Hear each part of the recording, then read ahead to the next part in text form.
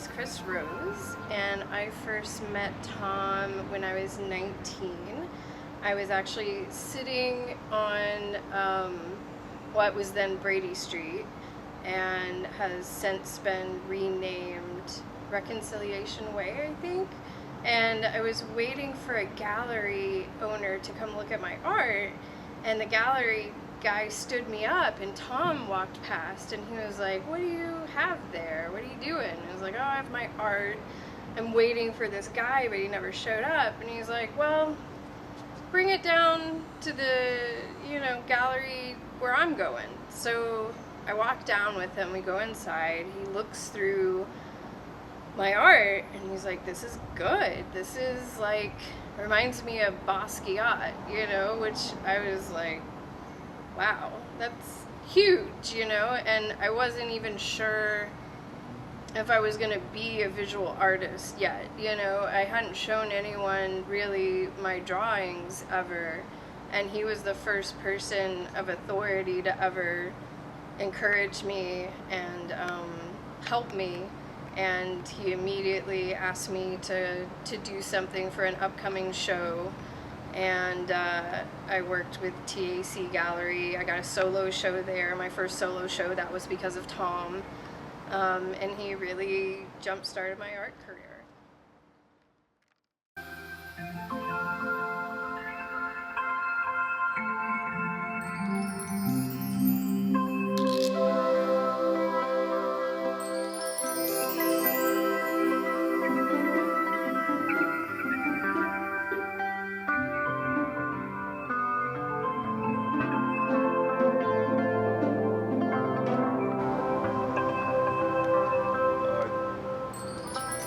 Time it was the first Friday art crawl down in the Arts District, and at the Tulsa Artists Coalition Gallery, and I don't know whose show was there, but there was a sign pole out in front that didn't have a sign on it anymore. And this particular night there were like two pieces of PVC pipe the thickness of the pole, and bound together with the pole, and they were red, and they had black rope wrapped around them. It was like a miniature version of Tom's sculpture Urban Bound, and people were wondering. I walked down there and they were saying, "Yeah," and Chris was saying, "Yeah, we were wondering who did that. We thought maybe Tom did it, but he said he didn't do it, so we can't figure out who did it." So I came back later on in the evening, and they were talking, and they said, "Well, we still can't figure out who did it." And it could have remained a mystery for quite a while, but I finally confessed to it. I'd done it, and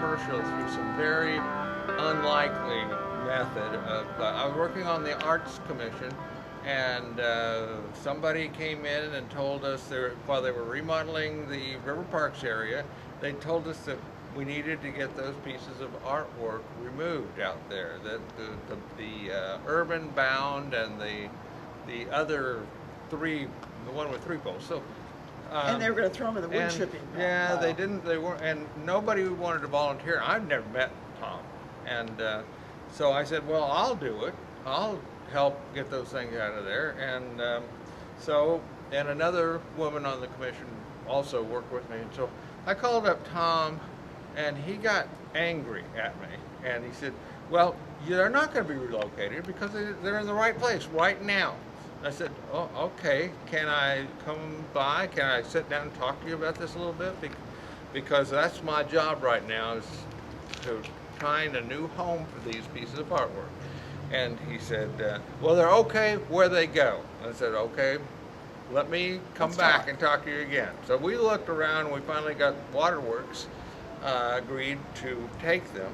And so I called Tom again and said, "Well, look, they're ready to go now. We can go take them to Waterworks." And he said, "I don't know what you're talking about. They're in the right place right now. They're going to stay there." I said, "Well, here, Tom, here's the deal. They had told me that on like next Saturday, they're going to be gone one way or another. They're either going to throw them in the river, or we're going to find them and take them to some other location." And we said, and I said, "If you want, I'm willing to work with you to get this done, if you want it done, but I can't make you do it."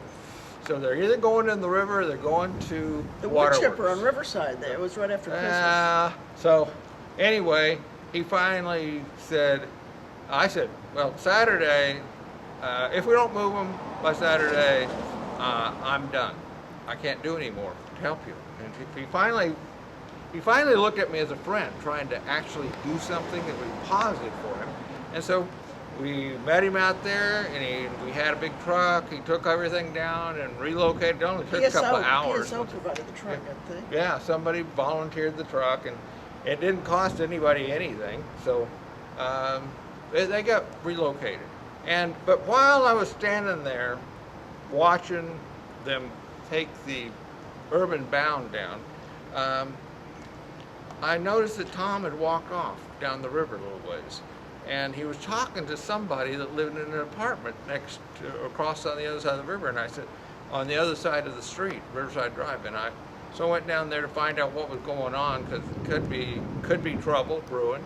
And this woman was yelling at him, and she suddenly says, "You know, you ruined my life." And Having to look at those. yeah, Tom, I didn't know what he was going to do. He just simply said, he didn't get excited at all. He says, "Well, usually I have to marry a woman to ruin her life." And we both turned around and walked off. And it was fantastic, because it was the perfect comment for the situation. And so we got all the things relocated, and Tom kind of considered me to be a friend then, and that I really was trying to help him out.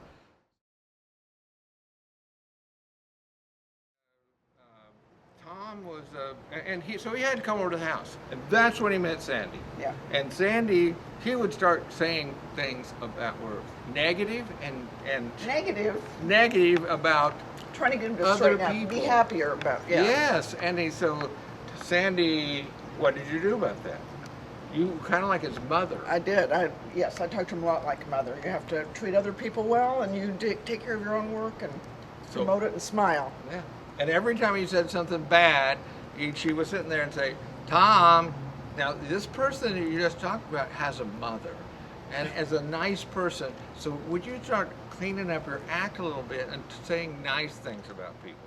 Well, he started catching on to that. He did. But, Met Tom well before I had the opportunity to ask him to join us with the Living with Art in the Garden tour, which was right around 2000 to 2012 when we did this. It benefited Living Arts.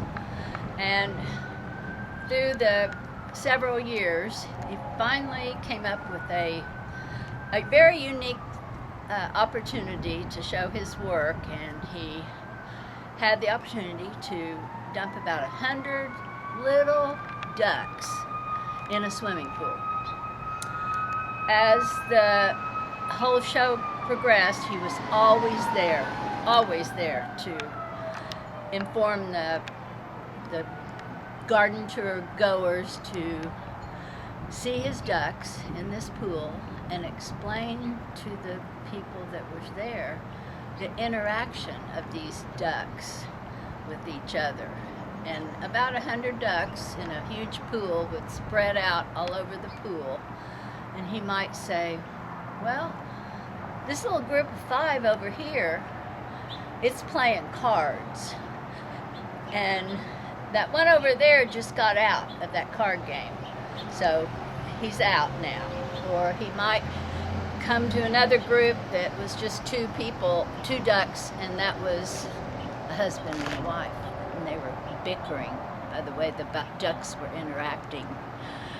He would come up with these stories on the spot just because of the way the ducks were interacting.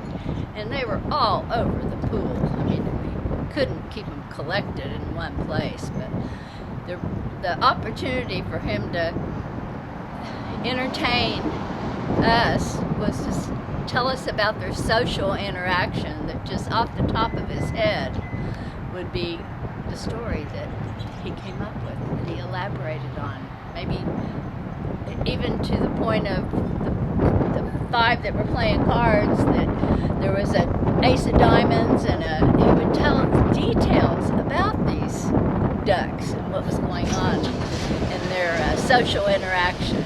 So that was my opportunity that I remember of his participating in Living with Art in the Garden tour.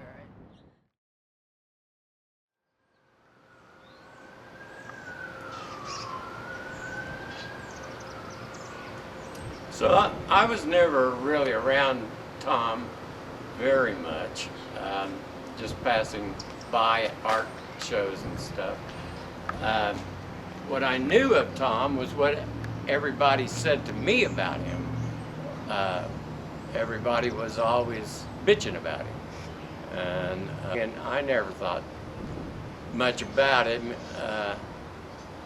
but every time that he'd catch me playing, he'd come up to me and just treat me like I was just really cool. And so my memories of him are all real nice, what few there were.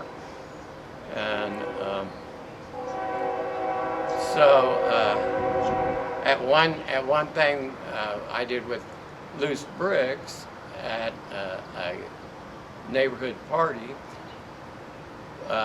he was there, and afterwards he's going on and on about how I remind him of that lead player in the Rolling Stones. I can't remember his name, but he's going on and on and on. And then he goes, and we had a hot dog vendor there for the party, and he said, "Come over here, I'm gonna buy you a hot dog," which totally went against everything everybody else ever told me about him. He wasn't a giving that kind of a person who just buy somebody a hot dog. And so I understood at that point that he was giving me a big compliment. And that's really the only story I have.